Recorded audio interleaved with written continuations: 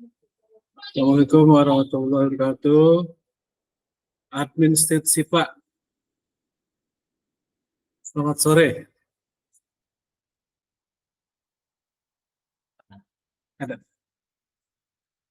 Assalamualaikum Pak Kiai Haji. Sehat walafiat. Waalaikumsalam Pak Dokter. Alhamdulillah. Alhamdulillah ya. Bismillahirrahmanirrahim. Kita awali Pak Kiai punten. Kita telah mengenal 3 filsuf. Yang pertama adalah Thales, yang kedua Anaximenes, yang ketiganya adalah Pythagoras. Selanjutnya sekarang kita masuk kepada filsuf Socrates. Nanti Socrates itu mempunyai murid namanya Plato. Plato mempunyai murid namanya Aristoteles. Socrates ini diperkirakan hidup di abad ke-5 ya, 54 lah. 54 sebelum Masehi. Nah, berbeda dengan sebelumnya, Socrates ini memilih untuk memikirkan apa yang diinginkan oleh manusia pada saat itu, khususnya di Athena, di Yunani, di ibu kota Yunani. Kalau Thales dulu mengatakan bahwa air adalah awal mula untuk makhluk. Selamat bergabung Pak. Pak siapa nih? Heaven Tour and Travel. Saya Ikhwan Pak, Ikhwan dari Batam. Ya, kita masuk Pak. Yang keduanya adalah ada filsuf Anaximenes gitu, yang mengatakan bahwa udara ataupun angin adalah awal muawal terciptanya makhluk hidup. Kita batasin saja di sini manusia lagi. Yang ketiganya adalah Pythagoras, mengatakan bahwa dengan pendekatan angka manusia dapat dikenali satu sama yang lainnya. Kita masuk kepada filsuf Socrates abad 5 atau 4 sebelum Masehi. Nah, berbeda dengan para filsuf sebelumnya, pendahulunya, Socrates tidak berpikir atau tidak merenung tentang awal manusia. Tetapi Socrates ingin menggali apa yang dipikirkan oleh manusia saat itu. Terilhami dari kalau kita berpikir, kata Socrates, maka kita dimungkinkan ada. Yang keduanya adalah seluruh pengetahuan sebenarnya sudah ada di pikiran kita. Jadi apa yang kita ingin tahu, jawabannya sudah ada. Yang ketiganya adalah suatu pekerjaan itu layak dikerjakan jika kita telah mengerjakannya. Atau dibalik, suatu pekerjaan itu adalah tidak layak dikerjakan apabila kita belum mengerjakan atau belum mengetahuinya sama sekali. Selamat bergabung Pak Andriane L. Jiharka. Oke, seperti itu. Nah, caranya adalah Socrates itu berkeliling di kota Athena, bertemu dengan masyarakat di sana, kemudian Socrates itu bertanya kepada orang perorangan, siapapun, tidak mengenal dari kasta mana, kekayaannya berapa, kecerdasannya seperti apa, profesinya seperti apa. Yang dia selalu tanyakan adalah tentang benar dan baik. Jadi Pak Socrates ini keliling, bertanya, ketemu di jalan dengan seseorang misalnya, Pak Sokrates bertanya, apa sih yang dimaksud dengan benar? Apa sih yang kamu ketahui tentang baik? Nah, nanti orang yang ditanya itu akan menjawabnya seperti apa.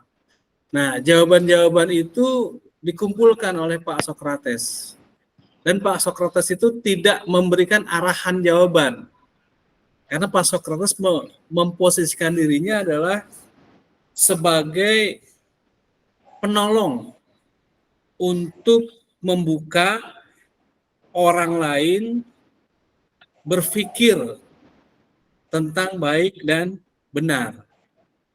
Jadi Pak Sokrates tidak memotong jawaban baik dan benar dari para warganya, tetapi Pak Sokrates menuntun agar mereka berpikir tentang apa yang ditanyakan oleh Pak Sokrates. Nah, ini disebut juga dengan ciri-ciri parapatetik. Artinya Pak Sokrates dalam mendalami ilmunya itu berkelana ya, seperti itu. Kemudian dapatlah sebuah pertanyaan bertanya kepada Pak Sokrates pada saat itu adalah, Pak, ada berapa macam jenis manusia? Pak Sokrates kemudian menjawab bahwa manusia itu ada 4 macam. Yang pertama adalah manusia itu mengetahui dan dia tahu bahwa dia mengetahui sesuatu. Manusia macam kedua adalah dia mengetahui sesuatu, tetapi dia tidak mengetahui sesuatu itu. Manusia ketiga adalah dia tidak mengetahui sesuatu itu, dan dia mengetahui bahwa dia itu tidak mengetahui sesuatu itu. Manusia keempat adalah dia tidak mengetahui sesuatu itu, dan dia juga tidak mengetahui bahwa dia itu tidak mengetahui sesuatu itu. Jadi ada 4 jenis manusia. Nah, yang dianut oleh Pak Sokrates itu adalah, saya tahu bahwa saya itu tidak tahu apa-apa. Nah, ya. Nah, ini adalah perkataan yang bijaksana. Saya tahu bahwa saya tidak tahu apa-apa. Itu yang saya tahu, bahwa saya tidak tahu apa-apa. Sehingga keaktifan untuk mencari tahu itu sangat tinggi. Ya, seperti itu. Nah, berbeda dengan filosof yang lainnya, yang tadi telah disebutkan, filosof yang lainnya, mereka lebih kepada alam sekitar. Nah, kalau Pak Sokrates sudah mulai kepada diri sendiri. Nah, pada ujungnya adalah para penguasa itu ternyata tidak menyenangi jika warganya itu sedikit cerdas dan sedikit berbeda pandangannya tentang sesuatu yang diajarkan oleh penguasa pada saat itu, atau kaum sofistik. Kaum sofistik itu adalah kaum yang mencari kebenaran dengan alam. Dewa-dewa itu dianggap benar. Gitu. Nah, pada ujungnya adalah Pak Sokrates itu dihukum mati dengan diracun. Ya, tragis juga, Pak. Jadi seorang Sokrates, seorang filsuf, pada saat itu tahun 400 sebelum Masehi itu membuat sebuah gagasan kecerdasan, atau namanya kalau di kita sekarang ada tujuan pendidikan. Tujuan pendidikan kita adalah ikut serta mencerdaskan kehidupan bangsa. Nah, gitu.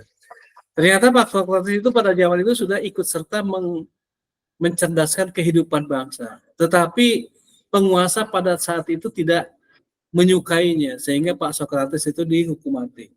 Memang ini sangat ironis. Orangnya dihukum mati, tetapi pikirannya dipakai. Dan sampai hari ini masih dipakai. Gitu.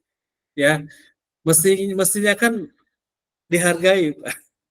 Bukan dibunuh gitu pikiran orang itu kan. Ya, ini pikirannya dipakai, kemudian tapi orangnya dibunuh gitu kan. Ya, gitu, begitulah kehidupan. Oke, seperti semula kita bertanya dulu, atau Bapak dulu silakan. Pak siapa ini tuh yang Ya, Pak.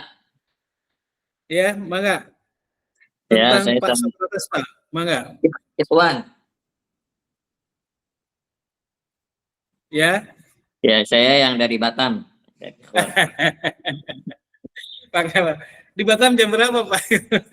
Sama, Sama Batam ya. sama, cuma beda cuaca aja. Di sana cuacanya sangat panas. Oh gitu. Iya. Mangga silakan ditanggapi tentang Pak Sokrates, Pak. Pikirannya Pak Sokrates. Ya, saya sangat apa namanya? Antusias sekali dengan pikiran yang tadi. Siapa tuh? Pendapat saya tahu bahwasanya saya Nah, nggak tahu itu siapa itu. Pak Sokrates, Pak. Ya, Sokrates. itu bagus itu, Pak.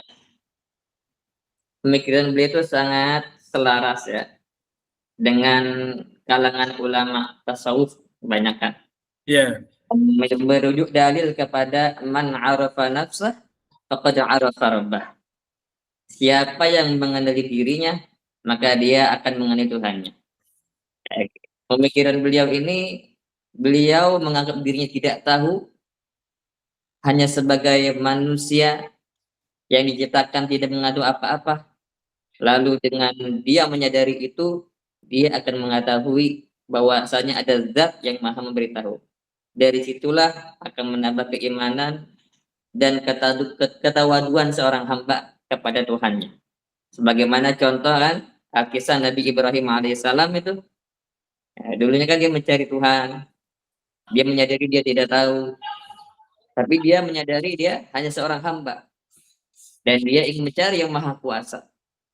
Ya, dengan kerendahan hatinya, darinya dia menganggap bintang Tuhan, bulan Tuhan, matahari Tuhan. Karena ketidaktahuannya, Allah beritahu dia dengan wahyu dari Allah, inni wajjahtu wajhiya lilladzi fataras samawati wal arda hanifan muslima wa ma ana minal musyrikin. Seperti itu. Jadi sangat bagus ya pemikiran beliau ini. Apa namanya? Menjadikan hak sadar seorang hamba itu bahwasanya kita emang nggak tahu. Kita awalnya nggak tahu kan, nggak tahu apa-apa. Dan Allah yang berikan kita pengetahuan, ilmu, melalui wasilah kita belajar, wasilah dari orang tua kita, ya dari kita kecil kita dikasih tahu ini namanya warna merah, warna putih. Kita dikasih tahu orang tua kita ini namanya apa namanya, ini namanya bangku, ini namanya meja, ini namanya pakaian. Dari situ wasilah-wasilahnya. Tapi semua itu hakikatnya Allah yang mengasih. Ya, kita semua manusia tidak tahu dan Allah yang beritahu. Wallahu ya'lamu wa antum la ta'lamun. oke. Juga, Pak. Terima kasih. Ya, Pak, sama-sama, Pak. Oke, Terima terima kasih juga, kasih. Pak. Oke, panjang lebar ya. Kita sedikit tentang sejarah bahwa Nabi Yunus itu berada dalam catatan sejarah itu berada di tahun 800 sampai 700 sebelum Masehi. Nabi Yunus. Nah, dari Nabi Yunus sampai ke Nabi Zakaria itu tidak ada catatan turunnya para nabi. Jadi tahun 500 sebelum Masehi tidak ada catatan tentang turunnya nabi. Tahun 400 sebelum Masehi tidak ada catatan sebelum nabi gitu kan. Nah, buku-buku yang dari Pak Aristoteles, Pak Sokrates dibukukan oleh Pak Plato. Pak Plato itu muridnya Pak Sokrates. Kemudian buku-buku dari Pak Plato juga dibukukan lagi oleh Pak Aristoteles. Itu Aristoteles adalah muridnya dari Pak Plato, gitu ya. Jadi 3 serangkai itu. Nah, tibalah di abad ke-3 sebelum Masehi, di mana Pak Aristoteles berkembang. Kemudian pada 1 Masehi itu kelahirannya Nabi Isa alaihissalam gitu. Atau orang mengenal Yesus gitu ya, seperti itu. Abad ke-1, abad kedua itu dikuasai dinominasi oleh Kristen. Abad ke-3, ke-4, ke-5, ke-6, ke-7, abad ke-8. Nah, abad ke-7, abad ke-8, abad ke-9 itu adalah di mana kerajaan-kerajaan Romawi itu dikalahkan oleh kerajaan-kerajaan Persia. Nah, pada saat itu buku-buku filsafat karangannya apa namanya, Plato, karangannya Socrates, karangannya Aristoteles, karangannya Parmenides, Pythagoras itu diterjemahkan, Pak, dari bahasa Yunani ke dalam bahasa Persia. Nah, dari bahasa Persia diterjemahkan lagi ke dalam bahasa Arab. Nah, itu di zaman Daulah Abbasiyah Al-Ma'mun gitu. Nah, siapa yang menerjemahkannya itu? Nah, tercatat dalam catatan sejarah itu yang menerjemahkannya itu misalnya Al-Kindi, filsuf kita gitu kan. Nah, Al-Kindi, Ibnu Arazi, Ibnu Al-Farabi gitu kan. Ilmu apa namanya? Imam Al-Ghazali gitu. Nah, itu adalah mereka semua itu membaca Pak kitab-kitab ataupun buku-buku asli dari tulisannya Plato dan Aristoteles gitu. Nah, maka wajar sekali apabila para filsuf Muslim itu dalam perjalanan tulisannya, dalam perjalanan tasawufnya itu adalah terinspirasi oleh pikiran mereka juga, pikiran Plato, pikiran Socrates, pikiran Aristoteles itu, Pak. Seperti tadi, saya tidak tahu apa-apa. Dan saya memang tidak tahu apa-apa. Saya tidak tahu apa-apa dan itulah yang saya tahu. Jadi seperti tadi ya, man arafan nafsahu itu. Nah, lebih kurang ada kesamaan seperti itu. Karena kenapa ada kesamaan? Karena memang di awal abad ke-8, ke-7, 8, 9 Masehi itu buku-bukunya Plato, buku-bukunya Aristoteles itu diterjemahkan ke dalam bahasa Persia dan diterjemahkan ke dalam bahasa Arab. Sehingga nanti para pemikir Islam kita banyak terinspirasi oleh pikiran para filsuf yang tadi. Itu adalah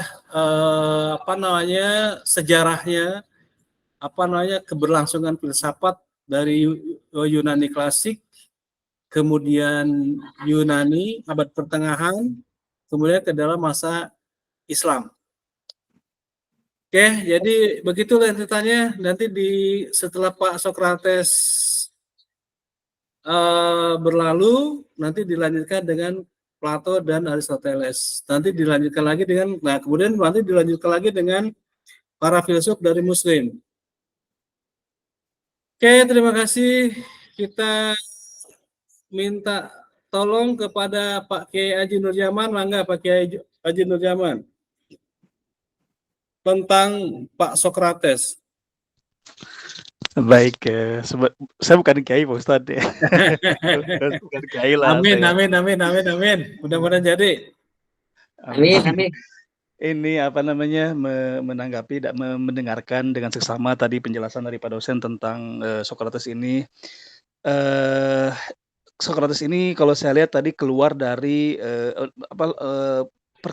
berkembang dari apa yang sudah ada gitu. Jika sebelumnya para filsuf pendahulunya banyak bicara tentang alam, eksistensi ketuhanan segala macam gitu. Socrates lebih masuk kepada manusia sebagai inti penghuni bumi, sehingga Socrates pandai untuk tidak muter-muter di ruang lingkup situ gitu. Tapi dia keluar ke hal yang lain, ke inti manusia gitu. Jika filsuf adalah berpikir tentang dasar, tentang hal yang paling dalam, tentang hal yang paling mendasar dari manusia, maka Socrates benar-benar telah menemukan kedalaman itu sebagai manusia, bahwa saya tidak tahu gitu, dan ketika saya berpikir saya jadi ada. Itu adalah dasar dari sebuah manusia, dan Socrates menemukan itu, dan saya yakin itu juga menginspirasi banyak orang sampai sekarang kan. Artinya ketika saya berpikir saya ada, Socrates benar-benar sebenarnya sejalan dengan firman Tuhan, Iqra bismi rabbikal ladzi khalaq, itu sama kalau menurut saya gitu. Karena perintah baca itu sebenarnya nutrisi buat pikiran kan. Sementara Socrates bilang aku berpikir maka aku ada, seolah-olah bahwa berpikir ini atau mengoptimalkan potensi berpikir ini menjadi salah satu kekuatan manusia untuk bisa mewujudkan perubahan-perubahan dalam kehidupannya, dan Socrates menemukan itu. Kemudian Socrates jelas mengatakan bahwa dunia ini begitu banyak misteri gitu. Saking banyaknya aku nggak tahu apa-apa. Ada sebuah ajakan kepada orang untuk bersama-sama menggunakan potensi akalnya kalau menurut saya gitu, untuk berpikir terus-terusan. Dan kenapa pada akhirnya Socrates dibunuh gitu, karena membahayakan pemerintahan. Ini kalau dibiarkan nanti idenya menyebar, orang jadi cerdas, kalau udah cerdas nggak bisa dibodohin gitu, makanya pemerintah jadi sulit untuk bodohin rakyatnya. Jadi Socrates ini ancaman bagi pemerintah, karena mencerdaskan kehidupan bangsa, mungkin begitu, Pak. Betul, betul, betul. Ya, makanya di awal perkuliahan saya mengutip peribahasa dari Itali, vivere pericoloso, nah, vivere pericoloso. Jadi hidup itu adalah nyerempet-nyerempet bahaya. Vivere pericoloso. Atau hidup itu dalam bahaya. Nah, ternyata ini sudah dibuktikan oleh Pak Socrates ya. Nyerempet-nyerempet bahaya atau filsafat itu. Atau dalam bahaya. Ujungnya memang bahaya. Tetapi akhir dari filsafat itu adalah kebahagiaan, Pak. Kenapa disebut kebahagiaan? Nah, yang pertama adalah para filsuf atau kita yang sedang belajar filsuf ini harus sampai menemukan kebahagiaan. Yang pertama, kita menemukan sebuah kebenaran. Kan benar itu tidak bisa diubah gitu. Sama ketika Pak Aristoteles punya guru namanya Pak Plato. Plato kata apa Aristoteles? Pak Plato itu memang guru saya, tetapi saya berpijak kepada kebenaran. Nah gitu Pak. Jadi orang-orang yang berfilsafat itu adalah ya berpijak kepada kebenaran. Yang keduanya ada keberanian, Pak. Keberanian untuk bertanya, mengungkap, menginformasikan tentang kebenaran itu. Yang ketiganya adalah tentang keadilan. Kalau dia udah berani ya dia mesti adil. Keempatnya dia mesti bijaksana, kelimanya dia bahagia. Oke, Pak Socrates pernah dibilang, Pak Socrates dibilang, Bapak kenapa sih tidak terlihat murung, tidak terlihat murung, tidak terlihat sedih gitu. Pak Socrates bilang jawab itu saya tidak merasa kehilangan sesuatu gitu. Sampai seperti itu Pak jawabannya Pak. Gitu. Gimana itu? Itu 2600 tahun yang lalu itu. Kenapa Pak Socrates itu tidak terlihat murung, tidak terlihat sedih, tidak terlihat apa ya galau gitu? Jawabannya sederhana. Kata Pak Socrates, aku tidak pernah merasa kehilangan. Gitu seperti itu ya. Oke, nah yang Pak Socrates tanyakan itu adalah tentang baik dan benar. Baik dan benar. Ada dua konsep tuh, baik dan benar. Jadi dengan kata baik dan benar itu Pak bisa meruntuhkan segala macam argumen Pak. Bisa meruntuhkan segala macam argumen. Misalnya gini. Misalnya adalah memberi sesuatu adalah sebuah kebaikan. Betul. Memang sebuah kebaikan membuat sesuatu. Tetapi kalau tidak dibarengi dengan kebenaran, maka itu menjadi tidak baik memberi sesuatu itu. Jadi harus dicari benar dan baik. Benar dan baik gitu. Oke, kita lanjut kepada Pak Andriana El Ziharkah. Mangga Pak Andriana.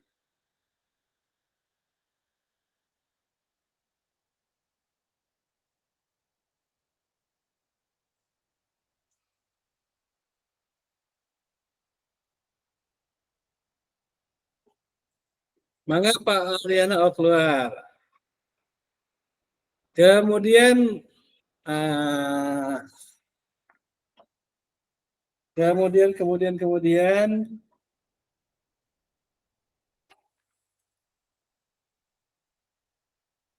Pak Mujib Sarif, silahkan Pak Mujib. Ada Pak Mujib.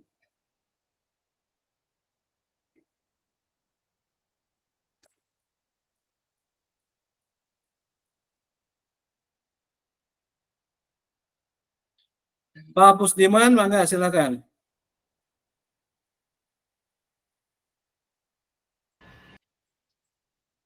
Aduh, punten Bapak, ini tadi agak terlambat, soalnya tadi ada keperluan dulu.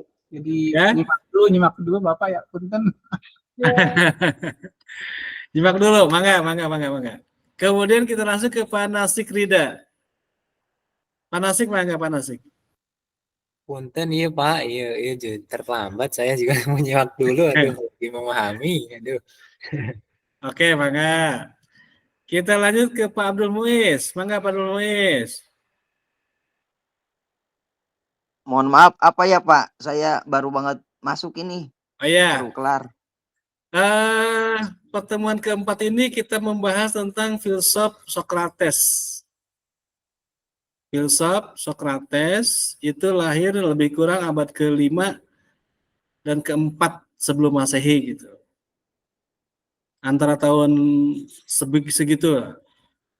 Kemudian pikirannya Pak Sokrates ini berbeda dengan pikirannya para filosof terdahulu. Yang terdahulu yang sudah kita pelajari tentang alam, pendekatan kepada manusia itu, kalau Pak Sokrates pendekatannya adalah tentang manusia itu diajak untuk berpikir dan merenung. Apa yang dimaksud dengan baik dan apa yang dimaksud dengan benar. Bertanya terus. Nah, konsep ini disebut dengan konsep parapatetik. Mangga silakan. Pak Andri Abilal.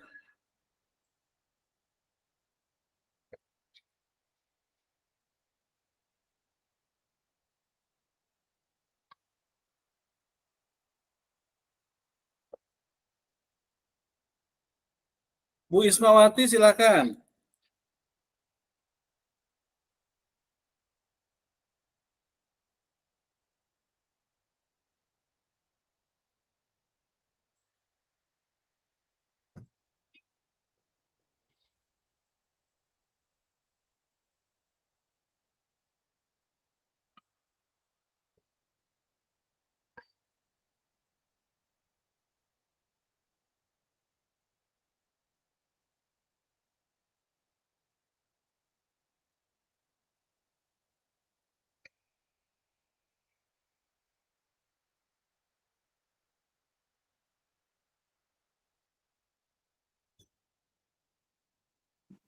Oke, Pak Andriana Elziharka, mangga.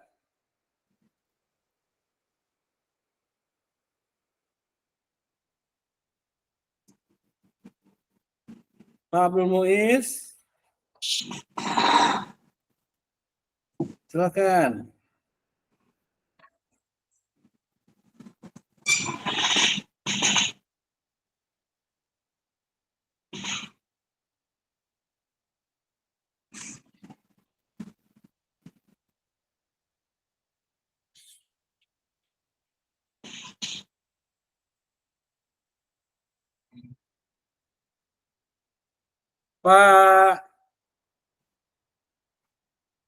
Pak Pusdiman.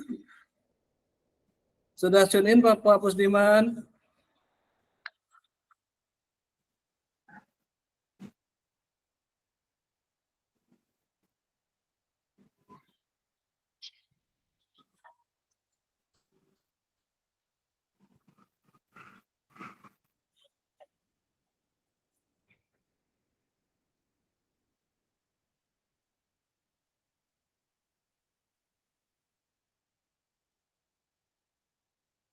Pak Andri Abilal.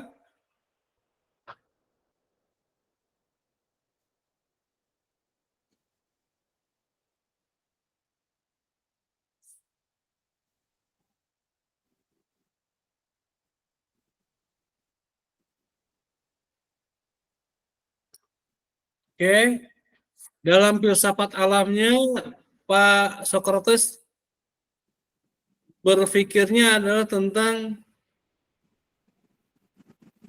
creatio ex nihilo. Jadi dunia itu, alam semesta ini berawal dari tidak ada kemudian menjadi ada. Nanti berbeda dengan yang lainnya. Dari tidak ada menjadi ada. Dan itu tidak banyak dibahas. Tapi yang lebih banyak dibahas adalah tentang bagaimana pendapat para penduduk saat itu tentang baik dan benar. Maka silakan Pak. Yang dari Batam, apa yang dimaksud dengan baik dan benar dengan contohnya Pak? Supaya lebih bisa jelas gitu persamaan baik dan benar dan perbedaan baik dan benar. Maksudnya baik yang benar apanya, Pak? Ya, dalam sebuah aktivitas atau dalam sebuah anggapan atau dalam sebuah kreasi atau sebuah pilihan. Mangga. Oke. Bismillah.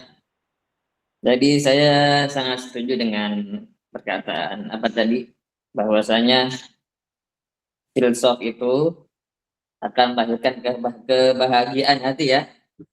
Tadi kata-kata siapa tadi? Pak Socrates. Ya, itu sangat Itu benar. hampir seluruh filsuf mengatakan seperti Ya, itu. hampir. Memang filosof kalau dijalani dengan hati yang benar, dengan pemikiran yang benar, dengan keimanan yang benar, maka yakin akan melahirkan hati yang tenang. Karena selaras dengan ayat Al-Quran banyak ya. Di antaranya wa may yu'min billahi yahdi qalbah. Walladzi anzala sakinata fi qulubil mu'minin. Ya, Allah turunkan hati-hati orang kebahagiaan pada hati-hati orang-orang yang beriman. Yang beriman bukan saja sekadar beriman, tapi beriman dengan hati yang bersih, dengan pemikiran yang jernih, dengan ilmu yang benar. Maka ala bidzikrillah tatmainnul qulub, hatinya akan menjadi tenang. Dan soal masalah benar dan apa? Baik, Baik, baik dan ya benar, Pak. beda ya. Ya menurut saya benar.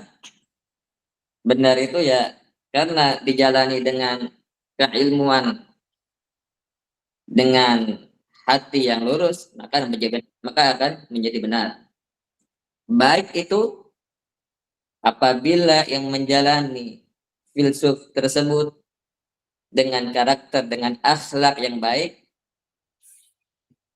dengan niat yang baik, maka akan membuahkan sesuatu kebaikan buat diri sendiri dan buat seluruh yang ada di permukaan bumi. Seluruh orang akan merasakan kebaikannya. Mohon maaf Amin. Pak saya. Amin. Mohon maaf apa adanya. Oke, ya. Jadi baik bisa sama dengan benar, baik bisa sama dengan tidak Benar. benar. Ya, benar. Benar bisa sama dengan baik, benar bisa sama dengan tidak baik. Jadi ada 4 kuadran. Dan Pak, Ya, 4 kuadran. Nah, nanti kita tinggal memutar kuadran yang mana kita sedang berada. Gitu. Tinggal memutar benar dan baik, atau benar tidak baik, atau baik dan benar, atau baik dan tidak baik. Oke, Bu Yulinsa, selamat bergabung. Mangga, sore ini kita membahas tentang filsufnya Socrates. Ya, jadi bisa saja terjadi yang benar itu tidak baik. Bisa juga yang terjadi yang benar itu adalah baik. Bisa juga yang terjadi yang baik itu benar. Bisa saja terjadi yang baik itu tidak benar. Maka silakan yang lainnya. Pak Nasik, Pak Andri, Pak Pusdiman, Pak Abdul Muiz, silakan. Bu Isma.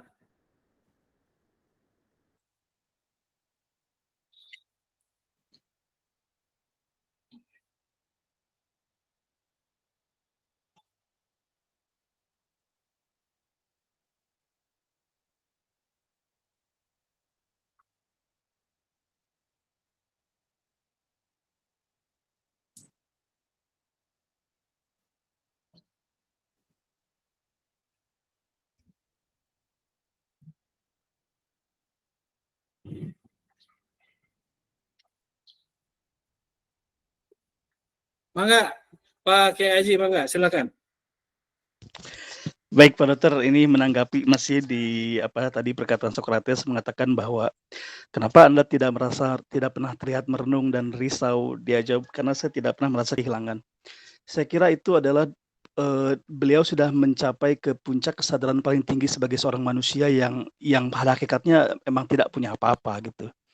Semua yang ada adalah titipan atau hanya sebatas ya titipan gitu. Dan kesadaran itu menjadi sebuah keyakinan yang beliau yakini sehingga muncullah sebuah kepuasan dalam jalani kehidupannya gitu, karena keyakinannya itu sudah paten, sudah tidak goyahkan lagi, sudah berubah menjadi sebuah keimanan gitu kan. Akhirnya beliau mendapatkan kepuasan dalam kehidupannya.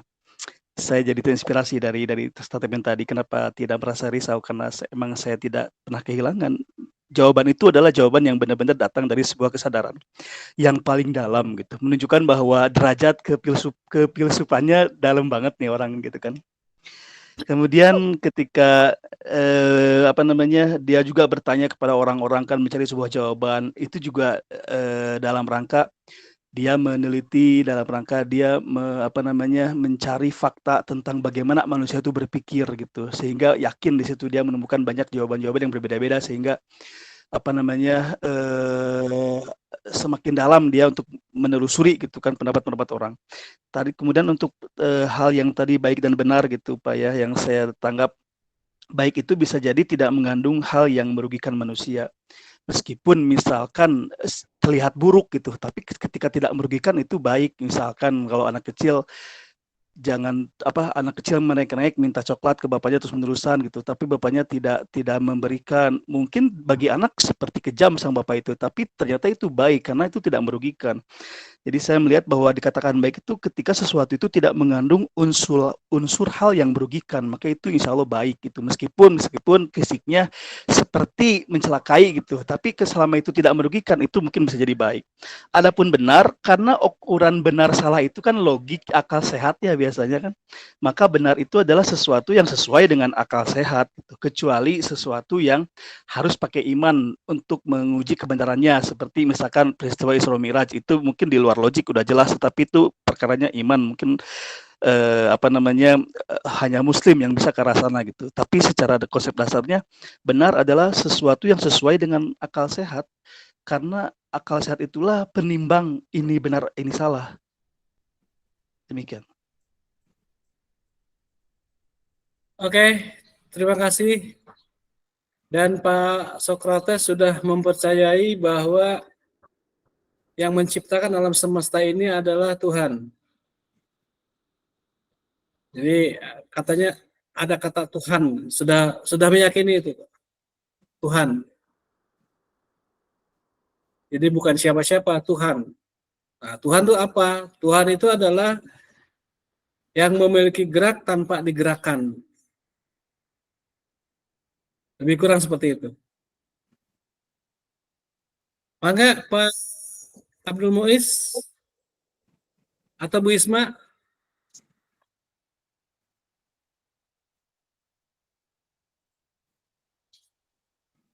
Bu Ismawati dulu atau Pak Abdul Muiz dulu nih?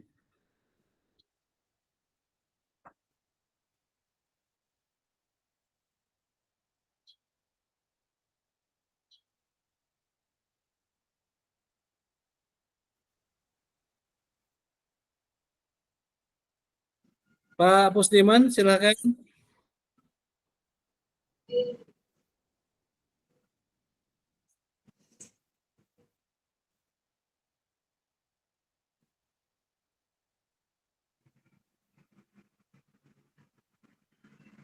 Selamat bergabung Bapak M. Kamaludin.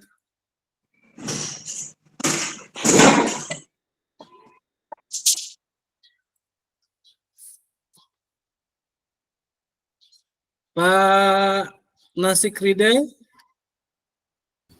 silakan Pak. Iya Pak, di Bismillahirrahmanirrahim. Jadi perkenankan saya menanggapi ya. Jadi saya tunggu-tunggu tadi dari yang sesuatu keterangan yang luar biasa itu menurut saya itu. Tapi untuk saya bagi pemula ya mohon diluruskan ya Pak. Jadi saya bukan merupakan ya pada intinya mah saya juga lagi masih belajar dan ini pembahasannya yang benar-benar ekstrim menurut saya ya Pak. Jadi perlu kehati-hatian yang ini. Jadi takutnya nanti saya salah. Jadi mohon diluruskan saja. Jadi untuk tadi menurut filosof orang filosof yang sangat terkenal yaitu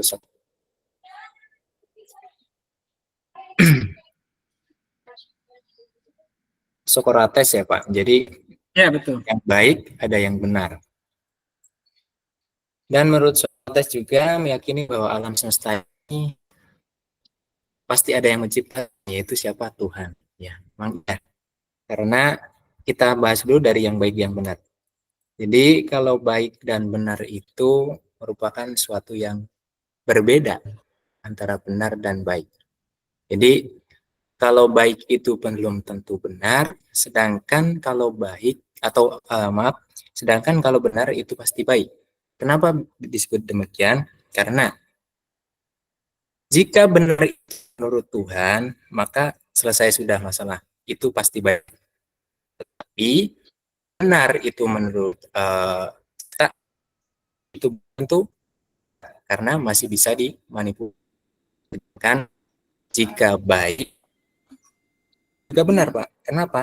Mereka ambil satu tadi Bapak terangkan bahwa baik belum tentu benar. Karena kita ambil satu contoh misalnya kita membantu orang misalkan meminjamkan kalau kita lihat dari membantunya baik. Tapi kalau misalkan kita yang pinjamkan pisau itu seorang yang mau merampok, dengan kita tahu, maka itu kan menjadi salah, tidak benar. Nah, itu untuk perbandingan dari baik dan lebih kurangnya. Nah, untuk yang kedua itu Socrates meyakini bahwa alam semesta ini pasti ada yang menciptakan, Tuhan. Ya, kalau misalkan kita pikir dengan perdalam, tidak bisa dari tahap per tahap itu jadi proses ya. Proses itu tidak bisa terjadi jika tidak ada yang mengizinkan. Jadi berhubung dengan sebab asal asal gitu. Jadi misalkan bumi alam semesta itu terjadi misalkan dari pertabrakan apa gitu ya Pak dari itu ilmu IPAS gitu terus mengumpal menjadi gas apa gitu terus lama-lama jadi sebuah gumpalan bumi dan kemudian ada makhluk hidup yang hidup. Nah, itu jika tidak kita telusuri dari asal muasalnya itu pasti tidak ada habisnya.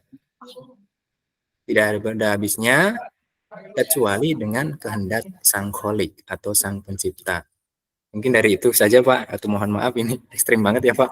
Saya juga baru mulai itu ya Pak, mohon pencerahannya ya. Mungkin itu saja Pak dari saya.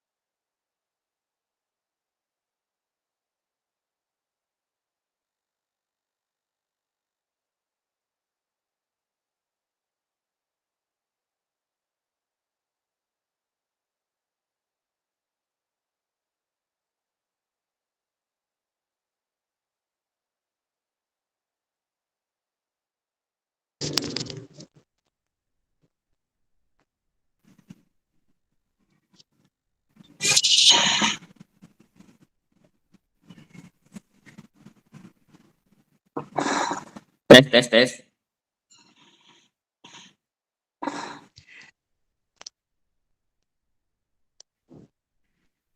Sepi nih. Sinyal, kayaknya sinyal.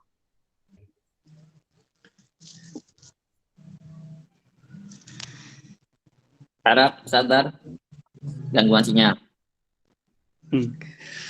Jadi gimana Bapak Ibu belajar filsafat? Seru nggak Ibu? Ibu Bapak semuanya? Seru, Ustaz. Menguras tenaga ini kayaknya. Ya, sambil santai, sambil ngopi. Iya harus sambil ngopi ini mah gaji beginian. Di Bogor lagi musim apa, Ustaz?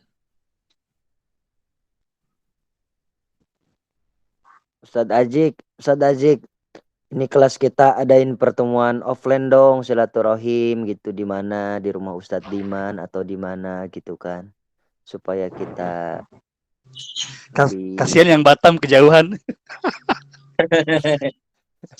yang Batam tetap Jauh. online. Saya asli Cibinong, tapi tinggal di Batam.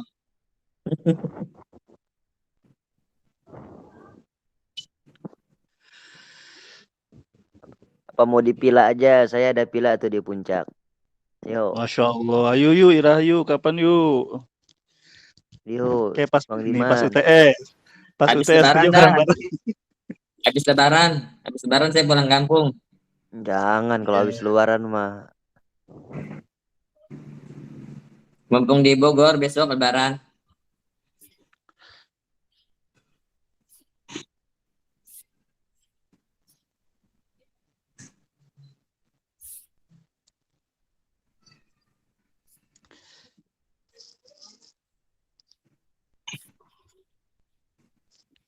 Saya masih ingat apa yang dikatakan Mas Diman tuh di awal-awal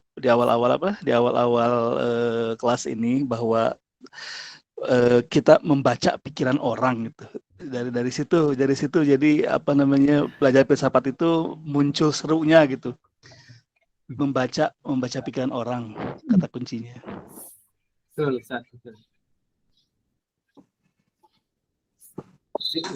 Istilah lainnya apa tuh? Kalau kita membaca pikiran orang. Sini banyak alumni NF ya. Alumni duduk berkon, Ustaz Yusuf, siapa ya? Andriana. Mohon maaf, gangguan. Bapak Pak dosen, tenang aja. Iya. Mohon maaf gangguan. Mangga Pak Pusdiman, mangga. Baru nyimak juga nih Pak dosen. Tadi sempat baca sedikit mengenai Sokrates ya, dari beberapa artikel yang belum tuntas. Saya ngelihatnya memang Sokrates ini semacam apa ya, pembaharu dari filsafat sebelumnya dan saat itu. Karena sebelumnya kalau tadi saya lihat-lihat di tulisan itu, apa namanya, itu cenderung kan membahas tentang alam, kosmologi, kemudian dan lainnya berkaitan dengan pengetahuan. Ini sementara Sokrates sendiri justru yang dibahas adalah tentang perilaku manusia. Bahkan dia sendiri kemudian menggunakan metode dialog untuk mengetahui pemikiran orang dalam menentukan benar dan salah. Nah, ini artinya kalau dari beberapa tulisan itu saya melihat bahwa semacam pembaharu ya, artinya dia keluar dari mainstream para filsuf saat itu. Uniknya untuk mengetahui pendapat orang akan kebenaran, benar dan salah, metodenya dialog, artinya kemudian bagaimana melihat orang ngomong. Jadi ini saya melihat satu kaul tentang unjur makola walatamjur mankola. Saya melihat begitu. Jadi lihat apa yang dibicarakan, bukan melihat siapa yang berbicara. Itu kemudian kita akan mengambil kebenaran dari siapapun. Bahkan dia sendiri menganggap dirinya salah satu yang dia tidak tahu adalah ketidaktahuan. Ini luar biasa ya. Artinya memang merasakan bahwa istilah kasarnya gue ini bukan siapa-siapa loh gitu. Ya, ini nggak tahu menau gitu. Cuman yuk kita cari sesuatu ya cari tahu bersama. Mungkin saya melihatnya begitu ya, Socrates itu. Dan ada beberapa mungkin dia juga apa namanya, mengkritisi ya, mungkin beberapa atau ada hukum, bahkan demokrasi sendiri dia kritisi. Ini luar biasa. Itu Pak Dosen, terima kasih. Ini baru itu aja. Oke, terima kasih Pak. Mantap, semakin lengkap. Terima kasih. Jadi pengetahuan kita semakin lengkap. Maka Pak Kiai Yusuf Rahmatillah, silakan Pak.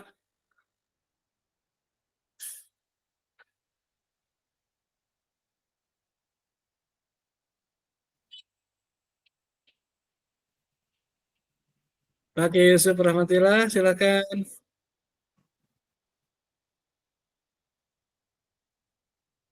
Ibu Siti Salbiah Al-Adawiyah, mangga.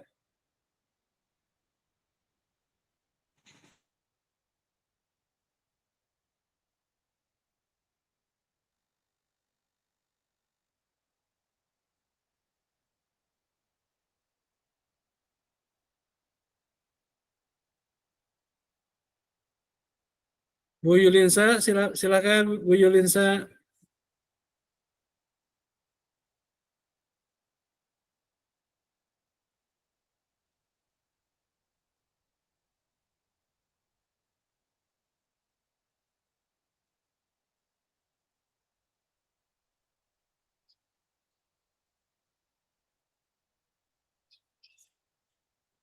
Bu Siti Salbiah.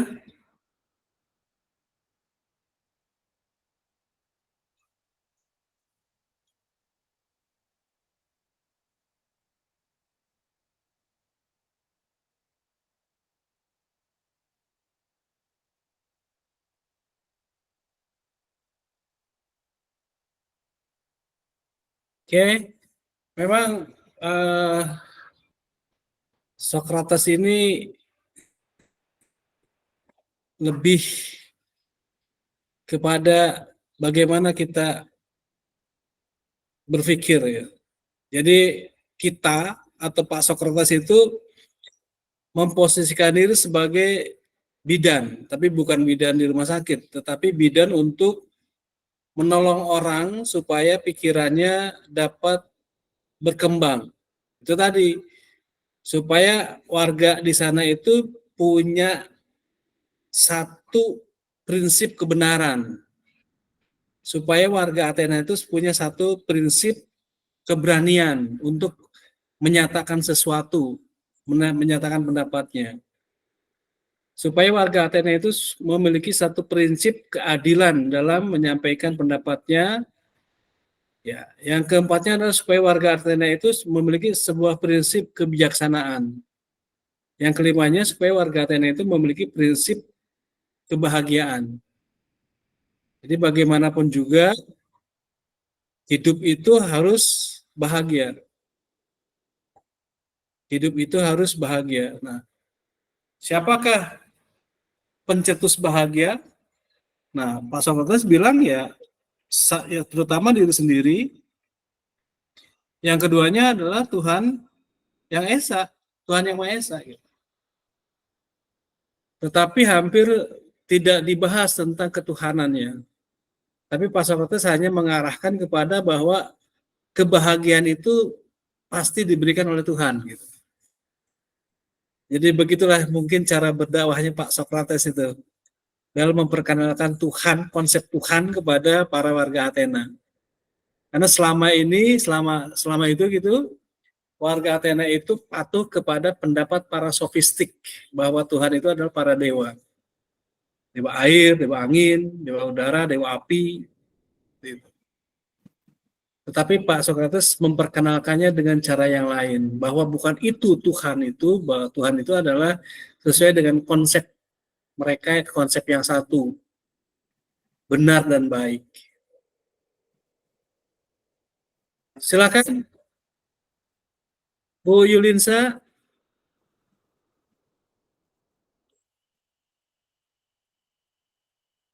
Bu Siti Salbiah.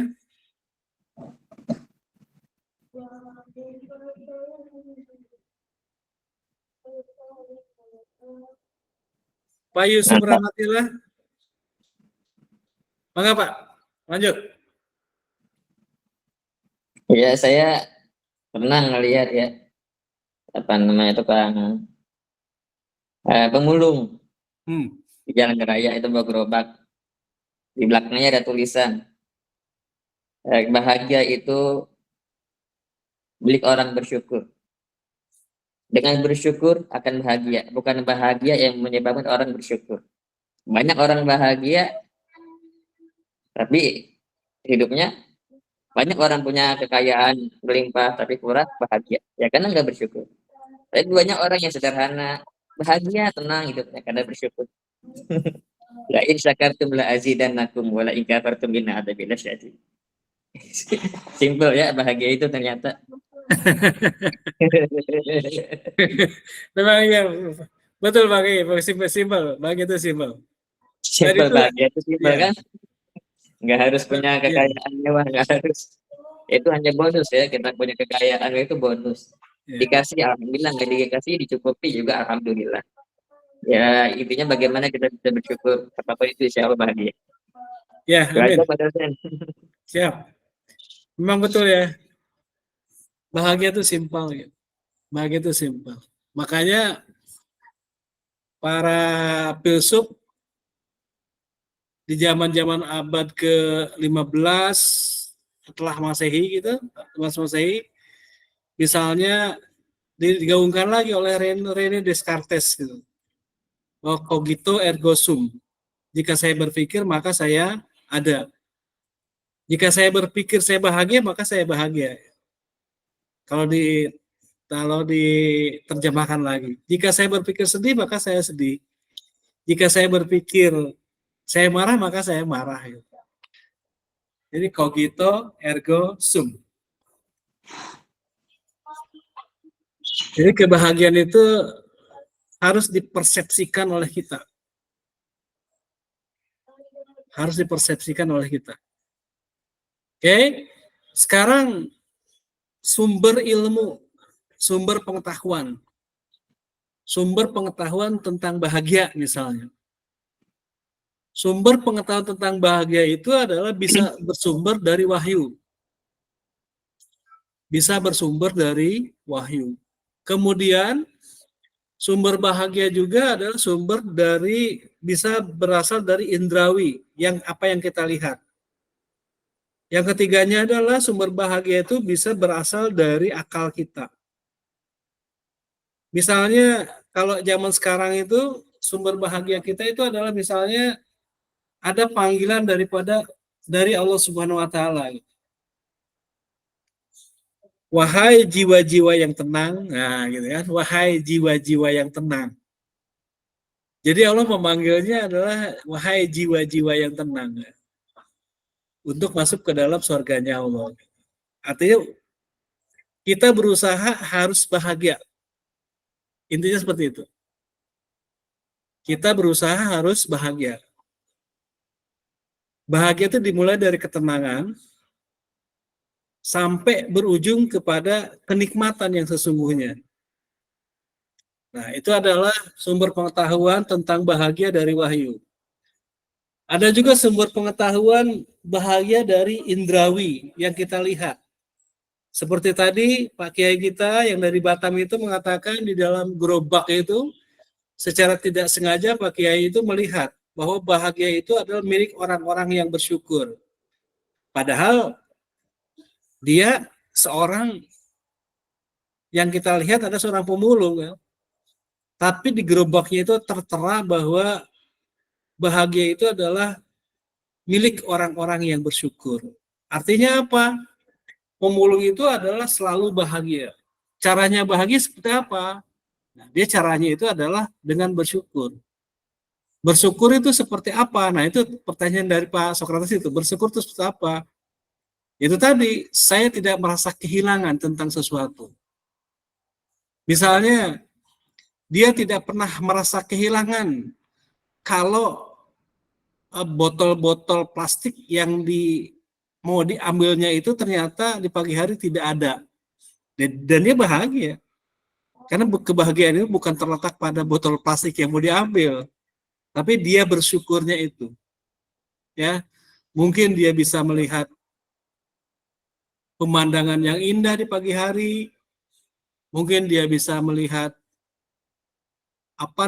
kebahagiaan orang lain, atau mungkin dia dapat merasakan sejuknya udara pagi, sehatnya jalan pagi hari gitu, ketika membawa gerobak gitu. Yang ketiganya adalah sumber pengetahuan itu berasal dari pikiran kita. Itu tadi. Jadi di dalam salah satu firman Allah itu adalah Allah itu tergantung dipersepsikan oleh manusia. Jadi kalau manusia mempersepsikan Allah itu baik dan benar, maka Allah itu pasti baik dan benar.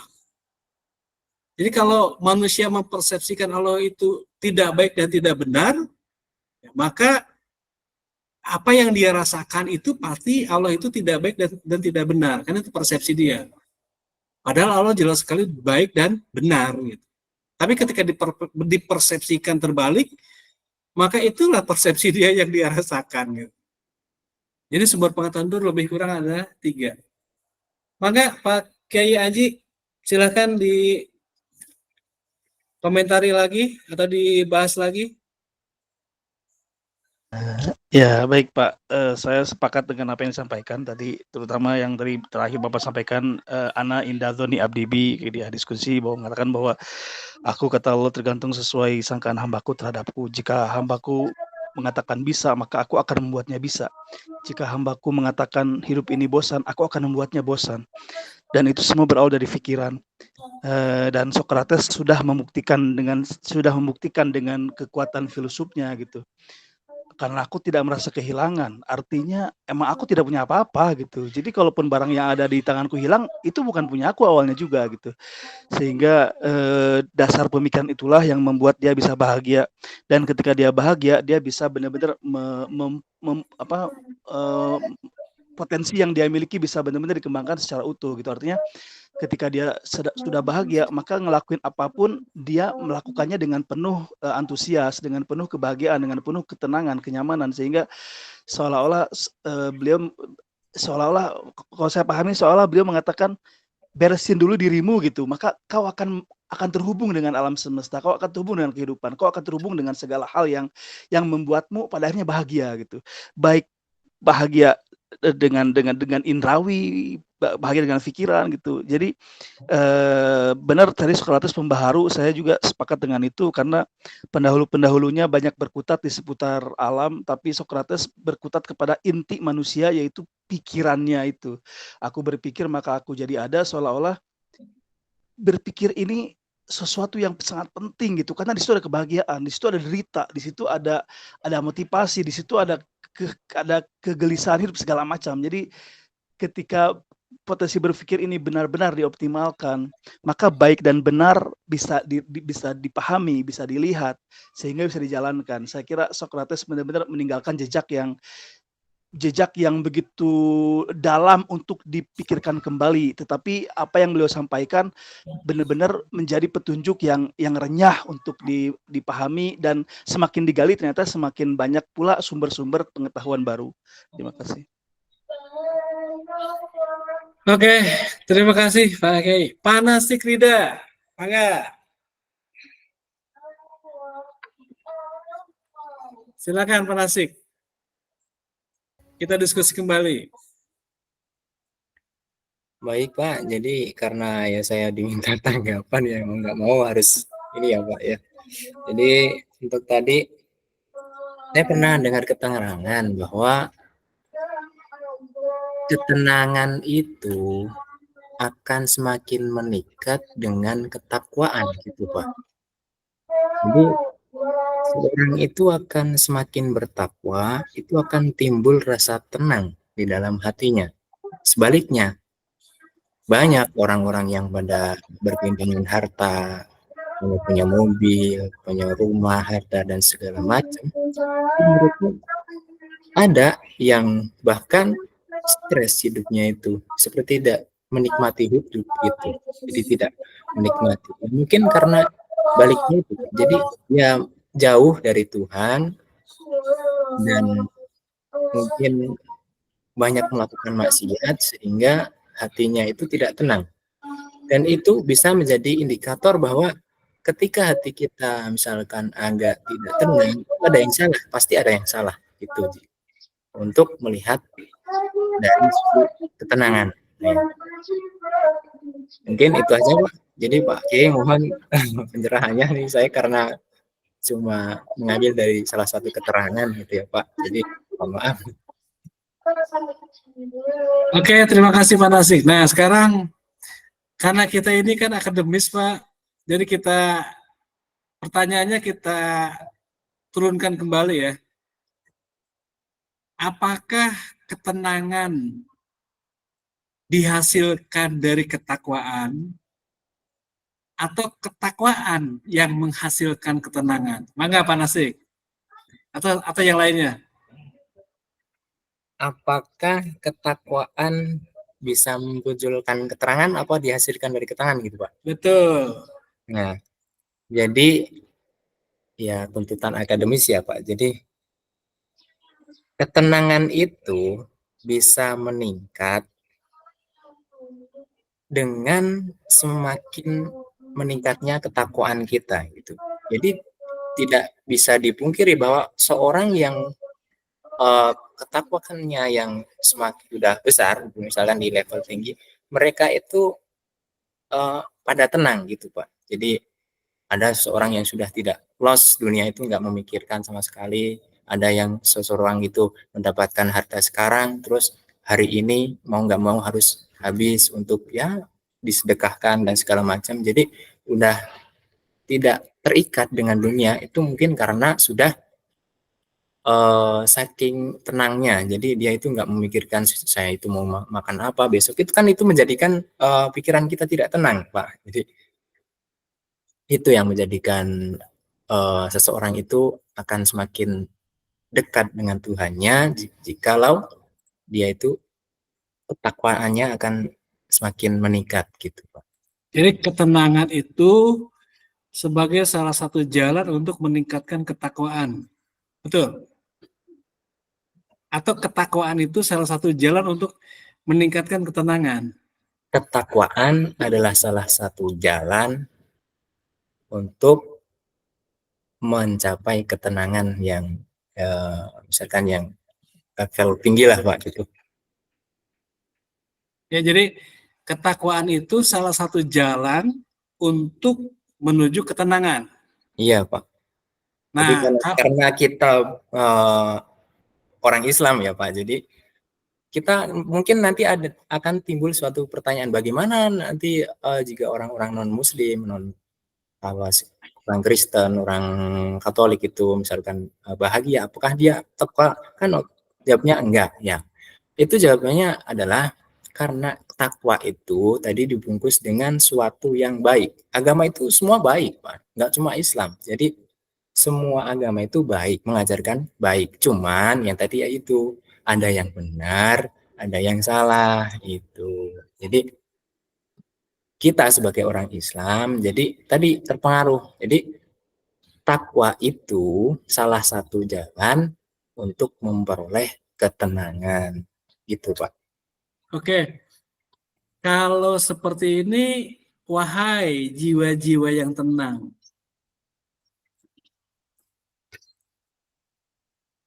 Gimana tuh, Pak? Wahai jiwa-jiwa yang tenang. Nah, berarti seolah-olah sekata panggilan ya, Pak. Jadi kata panggilan bahwa wahai jiwa-jiwa yang tenang itu maksudnya orang-orang yang memang sudah level tenang gitu. Ya, nah kajian akademiknya seperti itu Pak. Apakah ketenangan itu dihasilkan dari ketakwaan atau ketakwaan itu dihasilkan dari ketenangan? Nah itu sebuah kajian filsafat Pak.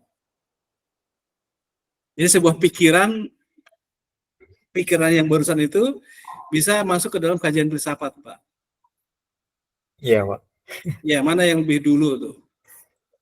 Lebih Takwa dulu baru tenang atau tenang dulu baru takwa? Kira-kira kayak gitu, Pak. takwa dulu baru tenang Atau tenang dulu baru takwa. Baru takwa. Ya, mungkin saya lebih ke ini ya Pak. Jadi takwa dulu baru tenang. Itu. Oke, makasih. Nanti kita minta pendapat yang lain ya. Ya Pak.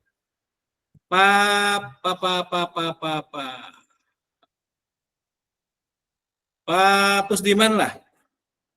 Tenang dulu baru kemudian takwa atau takwa dulu baru kemudian tenang. Mengapa Pusdiman? Turun Pak dosen, turun beri kesempatan untuk kalau saya yakin takwa dulu. Ini sesuai dengan keyakinan saya. Takwa dulu baru akan memperoleh ketenangan. Istilah takwa itu kan dalam Islam, kalau istilah di agama lain adalah ya yakin dulu dengan Tuhannya. Mereka juga terbukti dengan meyakini Tuhannya, seolah cuma Tuhan mereka yang menurut mereka benar gitu, Tuhan saya benar. Jadi mereka merasakan ketenangan. Jadi beberapa orang-orang non-muslim yang saya temui, mereka yakin dengan Tuhannya, itu mereka merasa tenang dengan prinsip keagungan mereka. Saya pun kan kenapa takwa dulu, saya prinsipnya ketenangan itu dihasilkan dari ketakwaan, itu real, yang artinya pengalaman aja ya, pengalaman dan saya meyakininya. Adapun dengan ayat yang ya nafsul mutmainnah irji'i ila rabbika radiyatan mardiyah, itu kita harus kaitkan dengan ayat sebelumnya, berkaitan dengan panggilan untuk orang-orang yang sudah bertakwa, kemudian dia melakukan amal soleh dan banyak saat meninggalnya mereka kemudian Allah panggil dengan orang yang tenang karena telah berada dalam satu kebenaran berdasarkan keyakinan yang mereka anut. Begitu Pak, kalau pendapat saya. Oke, terima kasih. Jadi sepakat ya, takwa dulu menghasilkan ketenangan. Betul. Takwa menghasilkan ketenangan, bukan tenang menghasilkan ketakwaan. Oke, terima kasih. Kita tanya lagi sekarang ke Pak Kiai Haji. Mana Pak Kiai? Baik, semakin menarik. Saya sepakat dengan apa yang disampaikan barusan, takwa dulu baru tenang. Karena bayar dulu gitu baru dapat gitu. Selalu seperti itu agama itu. Bersyukur dulu baru nanti ditambah nikmatnya gitu kan. Memberi dulu baru nanti ditambahkan. Takwa dulu baru nanti diberi ketenangan. Selalu seperti itu konsep agama itu, nggak jauh-jauh gitu. Nah kemudian takwa itu isinya kalau kita bahas sebenarnya baik dan benar sebenarnya. Isi dari takwa adalah baik dan benar menurut Allah tentunya kan. Karena baik dan benar maka disebutlah takwa, disebutlah karena perbuatannya baik dan benar maka masuklah dia ke dalam golongan orang yang takwa, dan sebagai balasannya diberikanlah ketenangan gitu. Jadi balasan dari takwa itu adalah ketenangan. Kemudian merujuk pada tadi ayat yang digambarkan, ayat yang dibacakan ya Tuhan nafsul mutmainnah segala macam. Kalau saya melihatnya di situ ada jawaban sebenarnya. Ya Tuhan nafsul mutmainnah irji'i ila rabbiki radiyatan mardiyatan, ridho dan kau akan diridhoi. Jadi ada kata kunci dalam ayat itu yaitu ridho dulu gitu. Ketika kau ridho dalam hidupmu, apapun episode kehidupannya, apapun bentuk kehidupannya, ketika kau ridho dengan itu semua, kau pun akan diridhoi. Sama aja, takwa dulu, nanti kasih kebahagiaan gitu kan. Sedekah dulu, baru nanti ditambahkan gitu. Ridho dulu dengan kehidupan, nanti kau akan diridhoi oleh Allah. Jadi seperti Sokrates tadi tuh, saya meyakini dia itu seorang, kalau di Islam itu sufi kelas kakap itu Sokrates itu, karena pemikirannya dasar banget, pemikirannya itu dasar banget dari sebuah inti pemikiran gitu. Sebelum pemikiran yang lain dia ada di pemikiran paling dasar. Sementara paling dasar itu adalah pondasi yang bisa menampung segala hal yang dibangun di atasnya, dan Sokrates sudah menemukan itu ketika ditanya karena saya tidak punya apa-apa. Itu sebenarnya jawaban yang benar-benar tasawuf banget, jawaban yang benar-benar inti dari seorang manusia bahwa engkau nggak punya apa-apa. Karena nggak punya apa-apa, maka dia ridho menjalani kehidupan apapun. Misalkan ketika dia kehilangan barang, ketika kena tipu, orang dia nggak punya apa-apa awalnya gitu. Sehingga keridhoan itulah yang membuat dia akhirnya diridhoi oleh Tuhannya. Artinya dia mendapatkan kebahagiaan dalam hidupnya.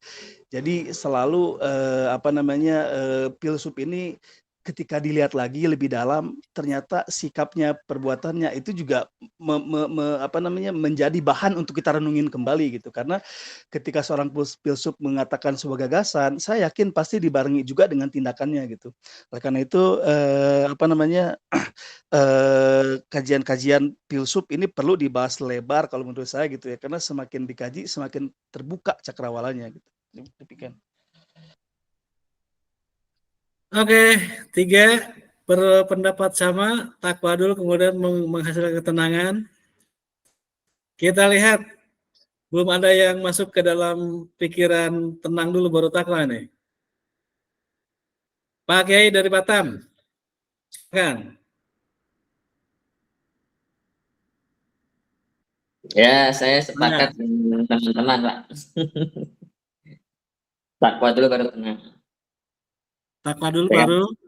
Iya, tenang. Karena kan kalau kita lihat asbabun nuzul itu ayat ya, Fajr ya 27 itu kan.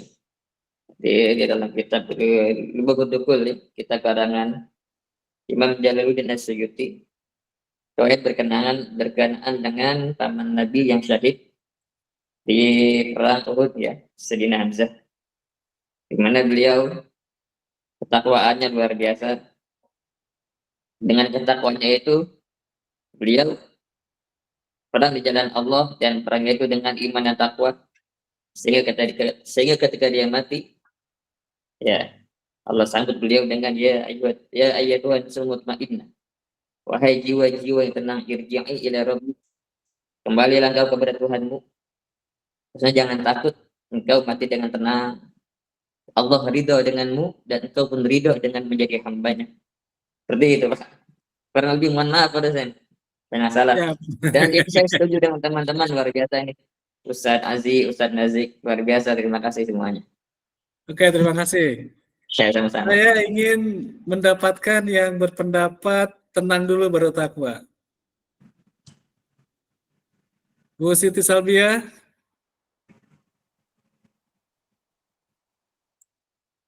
Bu Yulinsa, mangga. Iya, Bu Siti Salbia, mangga. Bismillah, saya mohon maaf baru nyimak. Ya, saya sependapat dengan yang lain ya, bahwa takwa dulu ya Pak ya, Ya. baru tenang. Karena kita memang diperintah takwa oleh Allah Subhanahu wa taala, intisalu awamirillahi wajtinabu nawahihi. Menjalankan semua perintah Allah, kemudian menjauhi semua larangan-larangan Allah Subhanahu wa taala. Bahwa ketika kita sudah menjalankan apa yang Allah perintahkan, insya Allah ketenangan itu akan Allah berikan kepada kita. Ya, mungkin itu saja sederhana dari saya. Terima kasih. Oke. Saya boleh bertanya lagi, Ibu Siti Salbia? Kan. Ya, kalau manusia sudah tenang, apa perlu dipanggil dengan ayat yang tadi? Kalau dia sudah merasa tenang, kemudian bisa merasa takwa ya, berarti bisa disebut takwa apa tidak, begitu ya Pak? Nggak, maksudnya gini. Kalau orang itu, atau saya lah, Ya. kalau saya sudah tenang, apakah saya mesti dipanggil juga dengan ayat yang tadi? Tergantung ya, tergantung dengan apakah kita sudah menjalankan apa yang sudah diperintahkan Allah atau belum. Tapi insya Allah kalau misalkan kita sudah menjalankan semua perintahnya Allah, kemudian menjauhi larangannya, insya Allah ketenangan itu pasti akan kita dapatkan, insya Allah. Amin, amin. Ya, oke, sekarang saya masuk lagi ke Pak Pusdiman nih, Pak Pusdiman. Pendapat dari Bu Salbia tadi. Kalau orang itu sudah tenang, apa masih berlaku panggilan itu?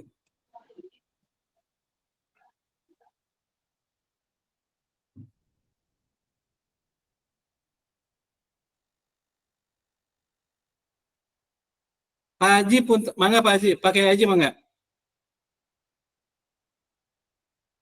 Barusan teh mati apa Pak pertanyaannya?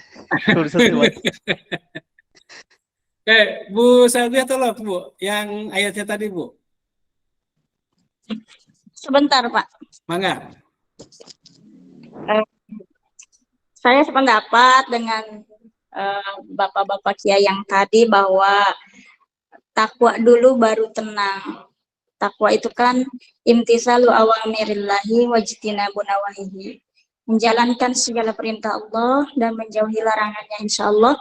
Kalau kita sudah menjalankan perintah dari Allah Subhanahu wa Ta'ala, kemudian menjauhi larangan-larangannya, insya Allah ketenangan di hati kita akan diberikan oleh Allah Subhanahu wa Ta'ala. Oke, pakai Haji punten. Pertanyaan dari saya adalah, kalau orang itu sudah tenang, apakah ayat itu masih berlaku untuk orang yang tenang tadi? Sudah berlaku kan, sudah insya Allah pasti berlaku Pak, karena kan ketenangan itu buah daripada ketakwaan tadi. Apa yang sebagian teman-teman sepakati bahwa takwa menghasilkan ketenangan. Dan kalau sudah ketenangan, maka masuklah ke dalam golongan orang-orang yang dipanggil tadi, jiwa-jiwa yang tenang. Nah, permasalahannya apa benar ketenangan datang dari takwa?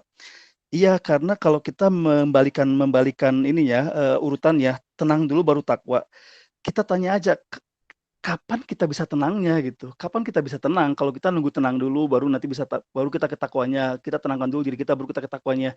Mau kapan bisa dimulainya? Karena setiap hari hiruk pikuk kehidupan itu terus datang bermacam-macam, bertubi-tubi. Jadi kalau nunggu kesempatan tenangnya dulu, kayaknya susah jadinya gitu. Begitu. Jadi takwa dulu, nanti masih ketenangan. Kalau sudah ketenangan, urutannya adalah dipanggil sebagai jiwa-jiwa yang tenang karena berkat dari ketakwaan yang dijalani itu. Oke, terima Gitu, kasih. Pak. Ini masuk dalam kajian ya Pak ya. Oke.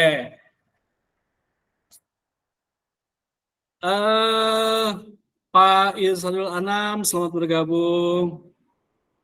Pak Pusdiman, mangga. Saya ingin sekali nih Pak Pusdiman, ada pendapat yang lain nih, bahwa ketenangan dulu baru takwa.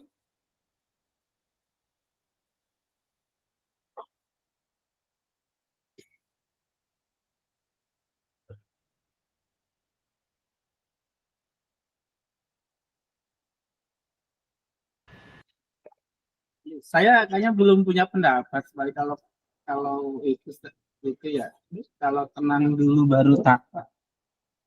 Saya masih bingung ya. Cuman saya melihat artinya selaras sebenarnya. Saya masih tetap meyakinkan pendapat itu, Pak. Takwa dulu lah, takwa baru tenang gitu. Saya masih itu, jadi belum bisa ngasih opini kalau belum masuk pikiran saya. Oke, terima kasih. Tapi tolong dipikirkan ya, Pak Pusdiman ya. Jadi kan misalnya gini lah, saya kasih clue. Saya kasih clue gitu. Saya dilahirkan oleh ayah saya. Saya dilahirkan oleh kakek saya. Kakek saya dilahirkan sampai ujungan gitu. Ujungnya adalah sampailah kepada Nabi Adam alaihissalam. Cukup di situ, prima causa. Nah, Nabi Adam diciptakan oleh Allah. Nah gitu. Nah, kita akan bercerita dari mana nih? Akan bercerita dari Nabi Adam ke Nabi Nabi Nuh ya? Nabi Sis gitu? Atau kita akan bercerita dari Nabi sebelum Nabi Adam diciptakan? Nah, itu Pak. Jadi ada dua titik pangkalnya di mana dulu nih kita nih. Jadi takwa menghasilkan ketenangan, tenang menghasilkan ketakwaan. Nah, titik pangkalnya di mana nih kita nih? Apakah misal saya contohkan gitu, apakah titik pangkalnya itu ketika Nabi Adam diciptakan?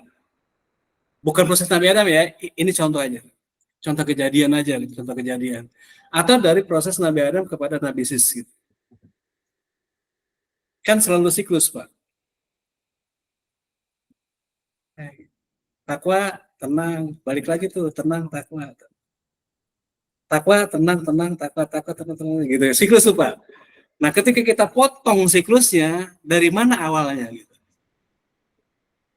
Ini cara kita berfilsafat. Semoga, mangga Pak Kiai Haji, mangga. Mangga Pak Kiai.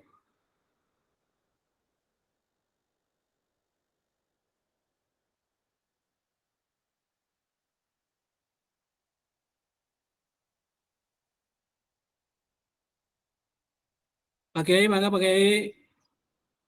Oh ya, mohon maaf. Saya ingat apa yang dikatakan oleh filsuf, kayaknya ini filsuf juga, tapi saya lupa siapa. Dia berkata begini, ketika kau berjalan, maka jalan akan menunjukkan dirinya. Ketika kau melangkah, maka jalan akan menunjukkan dirinya. Kalau kita masukin ke sini, kayaknya memperkuat nih. Ketika kau menuju takwa gitu, maka takwa akan menunjukkan dirinya. Ketika kau dalam ketidaktenangan hidupmu gitu, dalam keterpurukan, dalam kekalutan, dalam benar-benar kehilangan arah, lantas kau berjalan menuju ketakwaan, maka takwa akan menunjukkan dirinya dengan memberikanmu gambaran ketenangan, dengan memberikan poin-poin pencerahan, ketenangan jiwa gitu. Jika dikaitkan dengan tadi, ketika kau berjalan, maka jalan akan menunjukkan dirinya. Demikian. Bagus. Terima kasih Pak Kiai. Kita itu siklus Pak Kiai ya. Tenang, takwa, tenang, terus gitu. Tapi ketika kita potong di dalam istilah terima kausa gitu, dari mana berawal? Oke.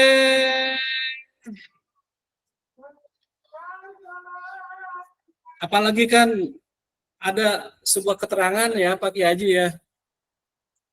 Manusia itu adalah memiliki sifat yang bodoh, gitu. Jahil. Nah, berarti kan gitu, seperti itu. Nah, ini tolong direnungkan aja. Oke, terima kasih para mahasiswaku. Mudah-mudahan ilmu ini bermanfaat. Amin. Dan dapat menebalkan keimanan kita kepada Allah Subhanahu wa taala. Kemudian juga kita ditandai oleh Allah Subhanahu wa taala sebagai umatnya Nabi Muhammad SAW. Amin. Karena bagaimanapun juga pengetahuan itu yang kita dapatkan hari ini melalui indera dan pikiran. Indera dan pikiran itu Allah yang ciptakan, sehingga kita menggunakannya dengan sebaik-baiknya. Pak Irsad, gimana sehat Pak Irsad?